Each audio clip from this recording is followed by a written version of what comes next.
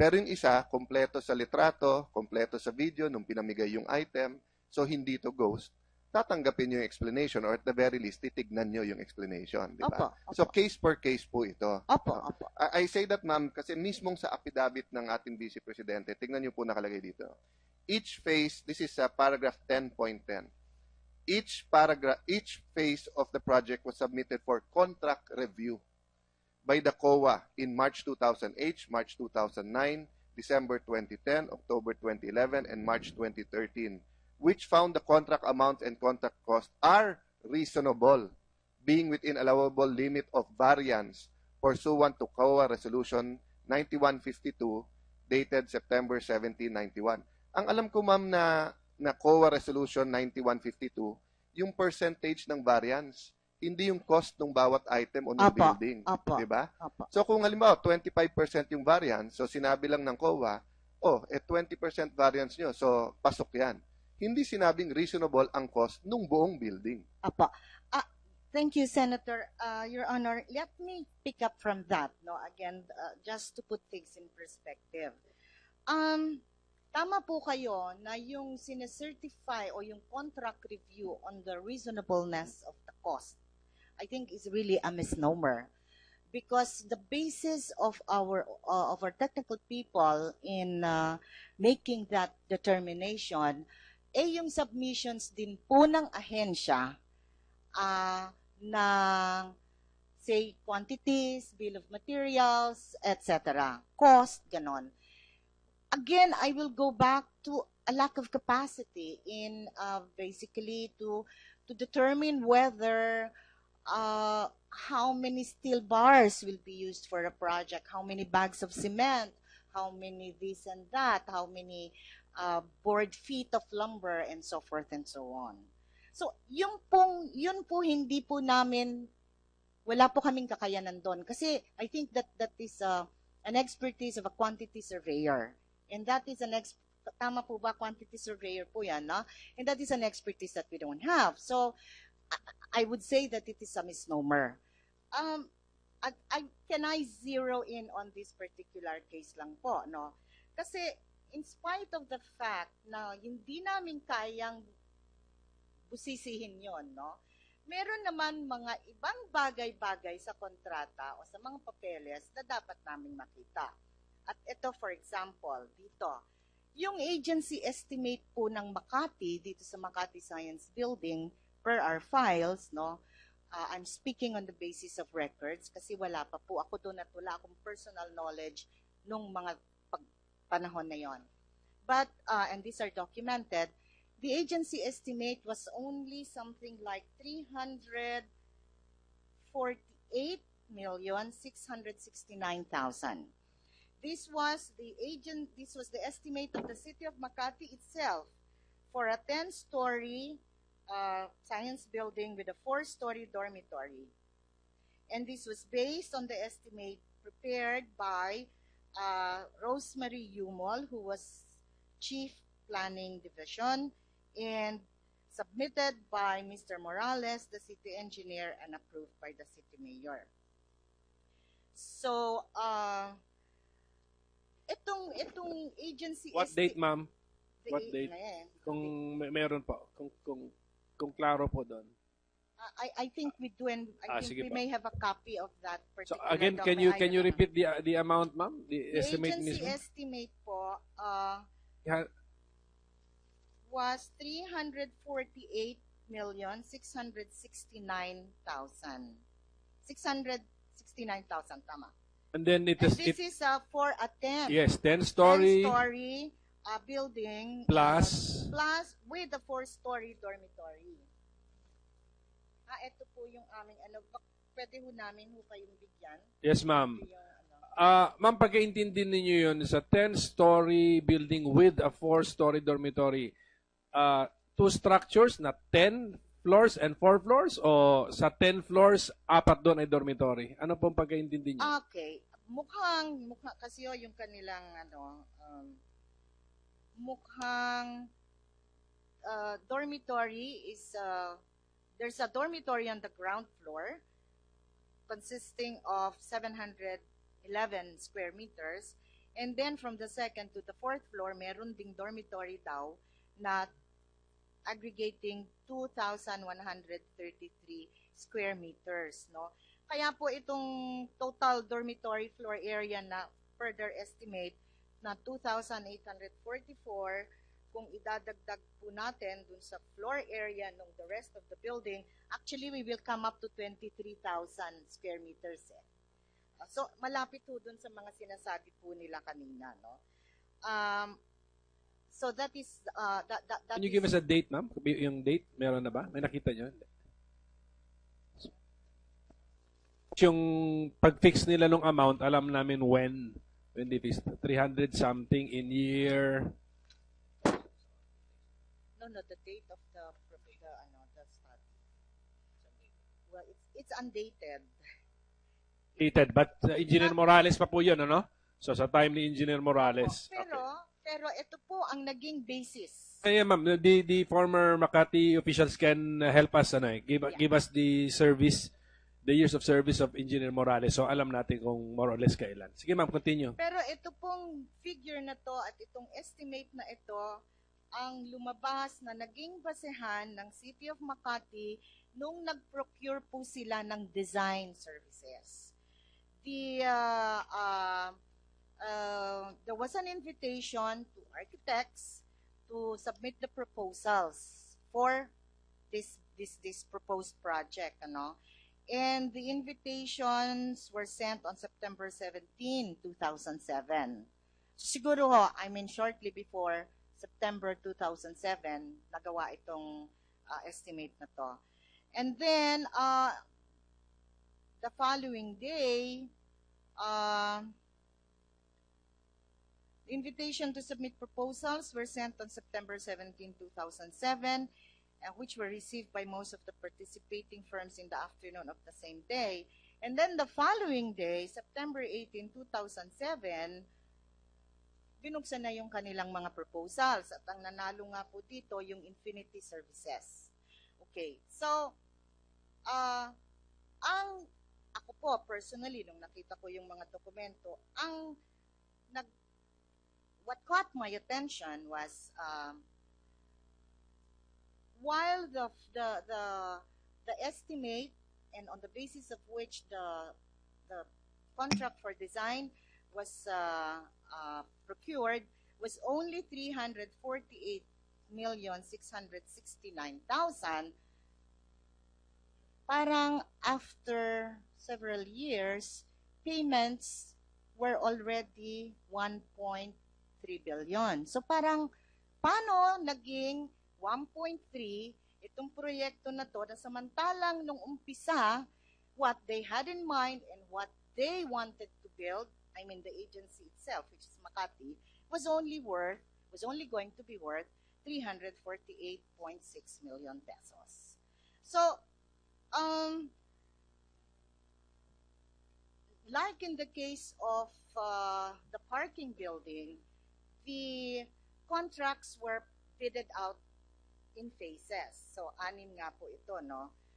Yung unang phase, which was bidded out in November of 2007 and awarded in January of 2008, the approved budget for the contract was 99.9 million. Well, it's very well within the 348, no? So, it doesn't call any attention to itself. It's well within. But the point nga is, as it turned out, naging 6 yung phases.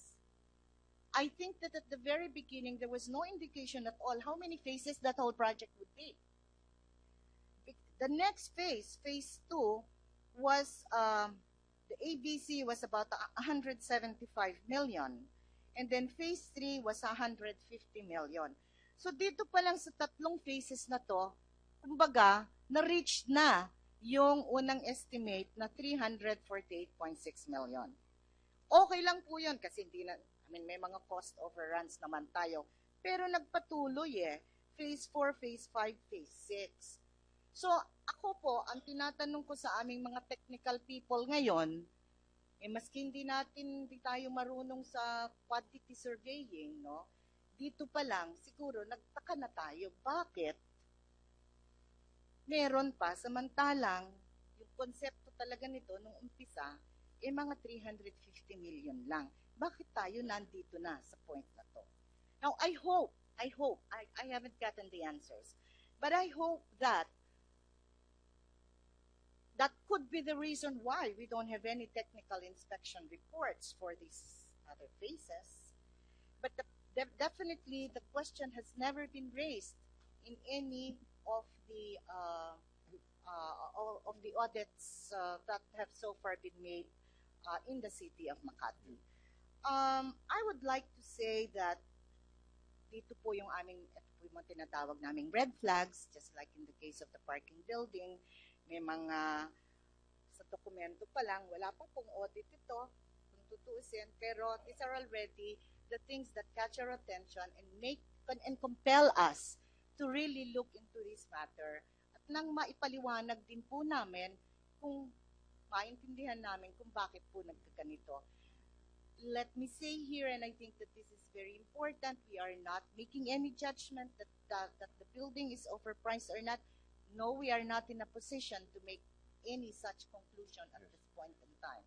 All I'm saying is that so far, with the records we have on file, ay may mga rason po talagang, mga matitinding rason kung bakit talagang kailangan namin balikan ito. Madam Chair, are you saying you are simply asking the right questions so that you will be able to come to a conclusion, no? Whether or not it is overpriced, no? I hope so, yes, Your Honor. Okay. And that's what we're also trying to do, ma'am, no? To ask the right questions. Hindi ko na po isa-isahin po yung sa affidavit ni Vice President dahil nasagot nyo na po yung marami dito katulad ng presumption of regularity, yung mga COA reviews, sila na mismo nagsabi, technical persons, that hindi 100% ang review nila, no? But sa kanyang affidavit, pinapalabas niya na yung buong project, or in 10.11, no? The project was 100% completed, it was verified, each phase, etc. But mismong mga taga-COA na nakaupo dito sa kaliwa ko na nagsabing they're only allowed to audit, was that 60 or 70% of the project. So my point, Mr. Chair, is nasagot na naman lahat ng nasa affidavit. So para hindi umaba. But Madam Chair, that's why I keep asking you and these questions kasi sa inyo takot sa inyo at ang ombudsman takot ang mga korap, no? Lalo sa mga reforma na ginagawa nyo. Buti po kung ang nanonood lang po sa ating hearing ay mga madre, pare, pastor, imam, mga tao na gusto ng pagbabago. Alam nyo ma'am, pati mga korap nanonood sa atin ngayon At ang problema sa Pilipinas, pagka may maganda at reformang nagawa, hindi automatic nagagayahin ng iba.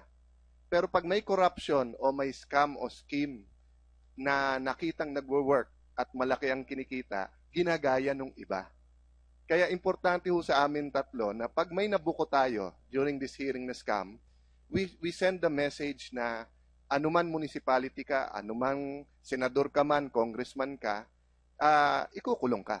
Diba? That's what you did sa pork scam, diba? And masakit dahil makasamahan din namin, dahil institusyon, tinamaan, kahit kami hindi individually.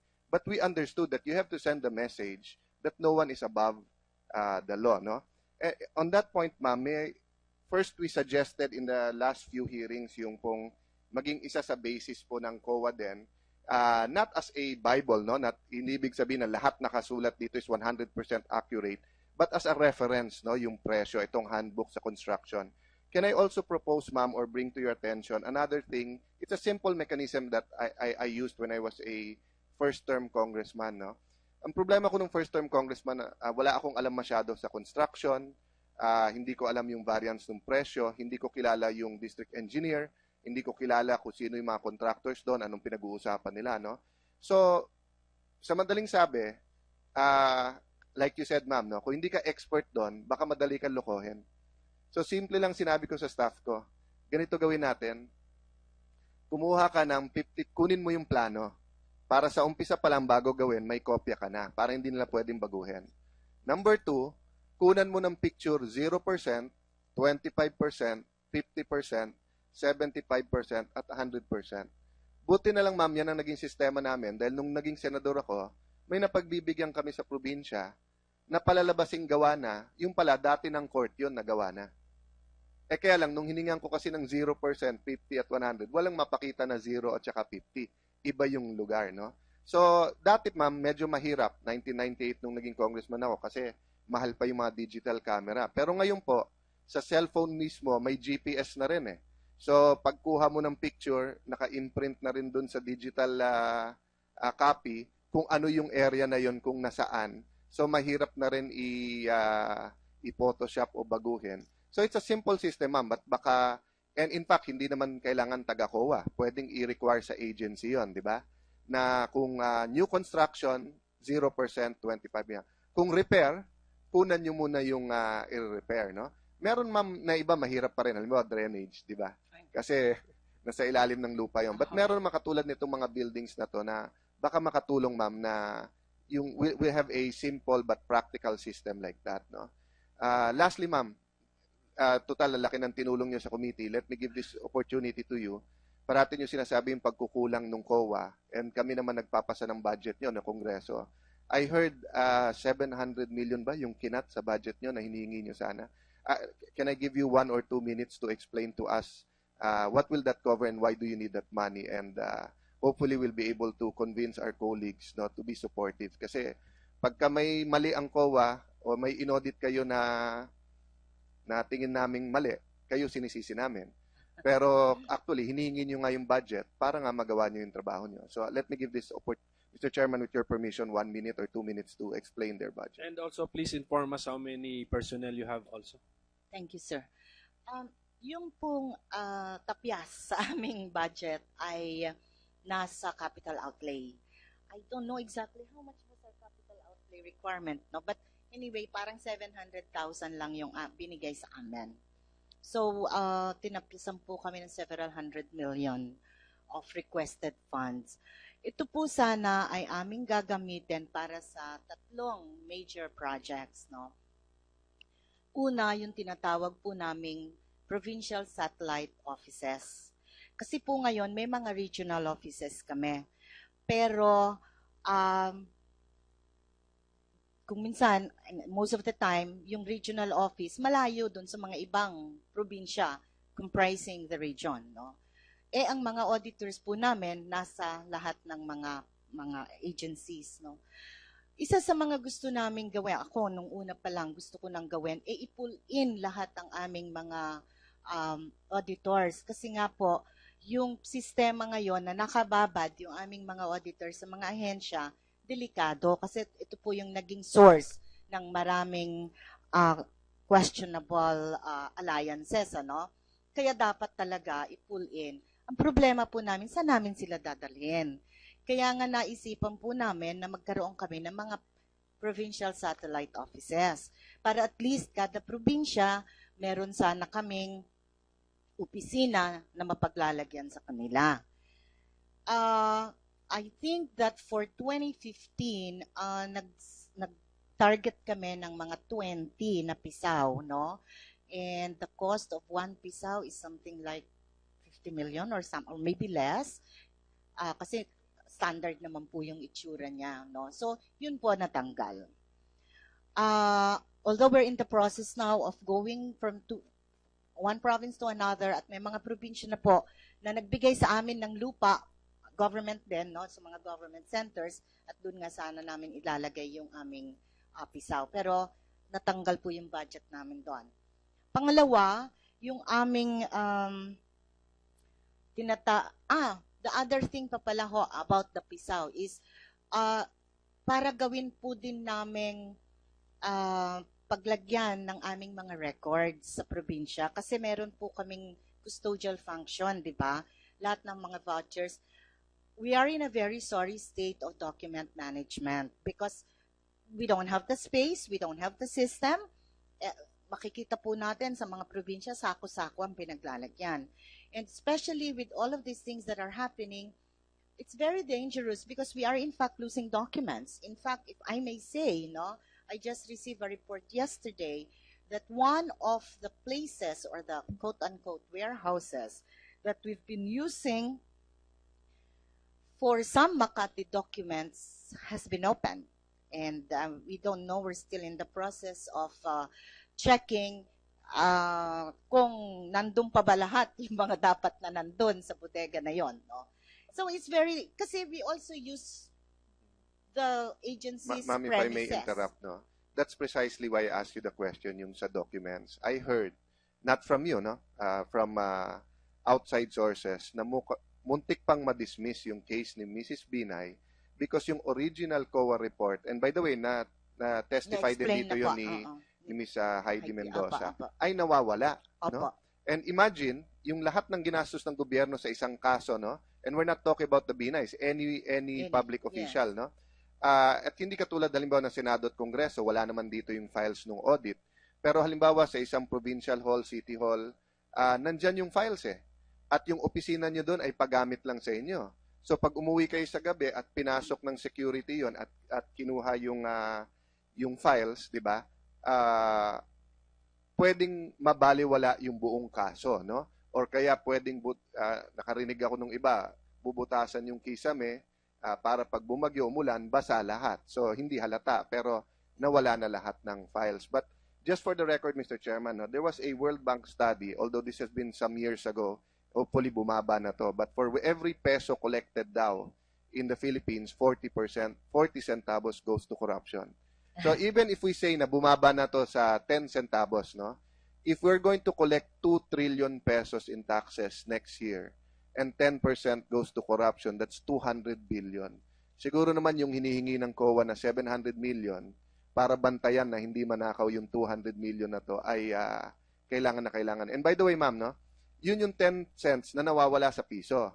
Meron naman isang study na for every peso collected, 2 pesos is not collected. Because of several reasons. So, I just like to emphasize, Mr. Chair, that yung reforms na ipropose netong committee na to will really include supporting the reforms of the Commission on Audit. And mas alam nila yung practical eh. Katulad niyan, no? Sa debate natin at sa batas, wala naman dyan nakalagay tungkol sa physical premises or buildings or offices ng COA. Pero tama kayo, ma'am. A temporary office na hindi under your control, or especially under the control nung ino-audit nyo, napaka delikado, no? So, thank you for that, ma'am. And Mr. Chair, I'd like to pursue that point in the future. No? Mr. Chairman, Trillanes. yes, may good news lang ako kay COA Chairman Grace Pulido. Ma'am, according kay Senator Chis Escudero, he just informed me that na-restore na pala doon sa Senate version yung inyong nawala na 348 million itong minention ni Senator Chis Escudero. And I believe we have a consensus. We are in agreement that dadagdagan pa natin yung pondo ninyo para nga magampanan nyo po yung inyong trabaho. That's a commitment, ma'am. Maraming salamat. How many personnel do you have, ma'am? And how many of these are performing auditing functions? I think right now we have about 9,000 people, and about 80% po are audit personnel. So yun na yung mga resident auditors plus your technical audit Apa. specialist. Ay, hindi pa po kasama yata ang technical doon. Mga auditors lang po talaga yung bulk. Why? Yung mga technical ba are not COA employees? They are po, but so they're part not of the they're part of the 9,000, yes. And they're part of the 80%. Auditing. I think so. Yes, opo. De, pero pino-point out ko nga kay Senator Trillanes, ma'am, na he has pointed out 2 buildings to us. The Makati Parking Building and this Makati Science High School building. Siya po yung nagpo-point out ng mga buildings eh. And you're confirming that you're seeing red flags in the 2 buildings that he has pointed out. So, talo niya auditors nyo. Paano po nangyari yun? Salamat po. Paano po nangyari yun? Yun lang gusto ko malaman na before these buildings were pointed out by Senator Trillanes, wala po kayong findings because of the issues that he has raised. Then you revisited your documents. Now you're finding red flags. Yes, sir. Actually, yun pong parking building, even before the Senate inquiry was conducted, meron na pong kaming tiningnan because we received a complaint. There's another Makati building. I probably will not say it at this point in time at hindi pa naman na ano no na ganun din no because we encourage the public uh to tell us what is happening that we probably should look into. So meron din po, but quietly lang naman po kami, and then yun nga nangyari na nagkaroon tayo po ng inquiry na ito, kaya yun. But don't mention the third building. Tignan natin kung makakuha ni Mahuhulaan Senator niya? Trillanes yan. Tignan natin. Mr. Chair, but just by the way, hindi rin naman po totoo na never walang nahuli sa Makati. Nung nandun po si Heidi Mendoza, ay nahuli. Pero ang problema nga ay nagalit pa yung mga nandun at hanggang ngayon, di ba, 2 beses pinasok yung bahay niya and everything. So, I think, ma'am, total, you have the ears of the senators and the congressmen. Narinig niyo yung sinabi ni Senator Trillanes, no? Baka pati yung security ninyo, medyo pag-aralan niyo at pondohan niyo ng konti. Kasi kung yung mismong commissioner ay pwedeng takutin, sundan na bantayan yung bahay, isipin niyo naman po yung auditor or technical specialist niyo. Salamat po. Mr. Cuervo, you wanted to give us some inputs? Just going back at cost now, because I heard that anything that's underground cannot be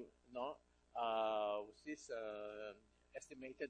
Actually, it can be, because if we let's say ask for experienced geologists, they can tell you the bearing capacity of the soil in that location, and actually tests can also be made, and foundation specialists can give you the proper design using ASTM standards.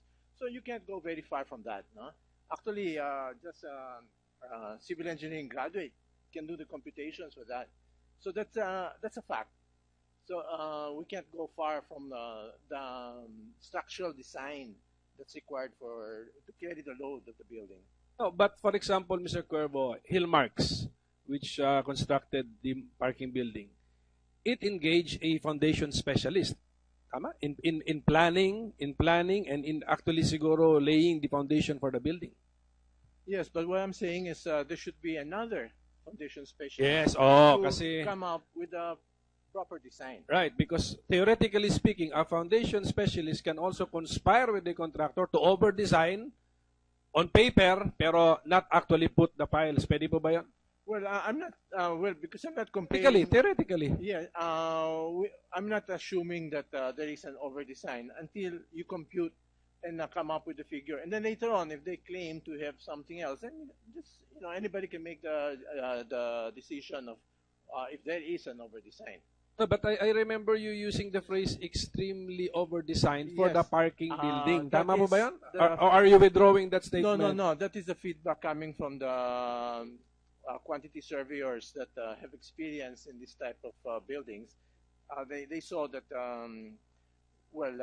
there was excessive design on the foundation. Well, this thing can be computed, no? You just need the bearing capacity of the soil, and any foundation specialist can give you the correct design of for the foundation. Mr. Chair, let me thank Mr. Federico Cuervo. No? You've done so much help for this committee. Tama po. So, basically, you're saying everything is quantifiable.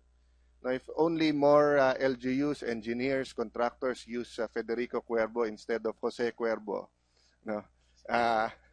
Mas madami ngayon yung inuman pagka nakakasingil sa kontrata kaso sa yung tinitignan at tinaayos yung mga project. Seriously, sir, thank you very much. And also Architect Alano. Mr. Chair, the Secretary of DAR is here, but I have heard that they have an inspection on Friday. So with his, I don't want to hold up. I know he has a lot of work. So unless... Ganito. We'll go on a short break muna, but when we come back, Secretary of DAR, and then, but we have here the SEC Yes. chairperson and the Hansikat of the Philippine Stock Exchange. But As far as I'm concerned, yeah. Mr. Chair, may I make a manifestation for their for, presence? if we can let them go, if we're Yes, not asking Mr. questions Chu of is the not speaker. here today, and I'd prefer that they be here because he made certain statements that I know for a fact is either a lie or he's wiggling out of it. Technical yung mga definitions, no? Katulad ng disclosures o kaya ng due diligence. So, but I also don't want the SEC or the PSE to make judgment or to say statements that will be interpreted as judgment. No, parang resource person kayo to say nga whether that is the definition of due diligence. Nag-comply ba under your circulars? So since wala rin naman si Mr. Chu here, unless they do have statements to make, with their permission and indulgence, may we invite them at a future time. No? And just with the assurance no, that they are in fact doing their own quiet investigations and monitoring this hearing, Mr. Chair. Oh, sige. So, except si Chairperson Erbosa, ma'am, you mentioned you committed that you'll submit a certain report to this subcommittee. Have you done so? Yes, in fact, I think last Friday, Your bigay niyo na Honors, we pa. submitted all the findings that we have had. Preliminary lang po yun, ano? Just preliminary. Yes. Thank you. Sige. Mr. Chair, can I just get that assurance also from PSC that you are in fact monitoring these hearings and are also looking into the publicly listed companies that have been mentioned in this hearing? Good morning, Mr. Chairman. Excuse me. Clearly from the PSE, as with all companies the publicly listed companies that are under our purview, we constantly monitor either submissions, disclosures, as well as statements. And I think even as we may not be, how would I call it, real-time announcing to the public what we're doing, clearly we have processes that we undertake such that hopefully we're able to ensure that the information that is given to the investing public is actually accurate and fair and complete.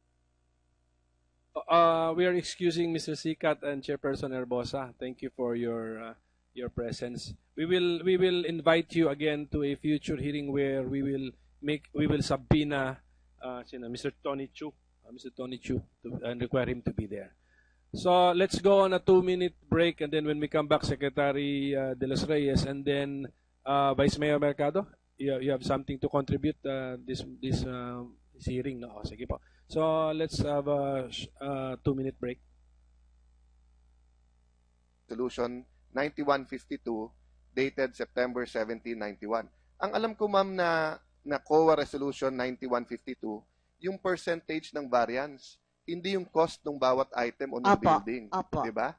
So kung halimbawa 25% yung variance, so sinabi lang ng COA, 20% variance nyo, so pasok yan. Hindi sinabing reasonable ang cost ng buong building. Thank you, Senator. Your Honor, let me pick up from that. No, again, just to put things in perspective. Tama po kayo na yung sinecertify o yung contract review on the reasonableness of the cost, I think is really a misnomer. Pero yung isa, kompleto sa litrato, kompleto sa video, nung pinamigay yung item, so hindi to ghost, tatanggapin nyo yung explanation or at the very least, titignan nyo yung explanation. Di ba? So case per case po ito. I say that ma'am, kasi mismong sa affidavit ng ating Vice Presidente, tignan nyo po nakalagay dito. Each phase, this is paragraph 10.10.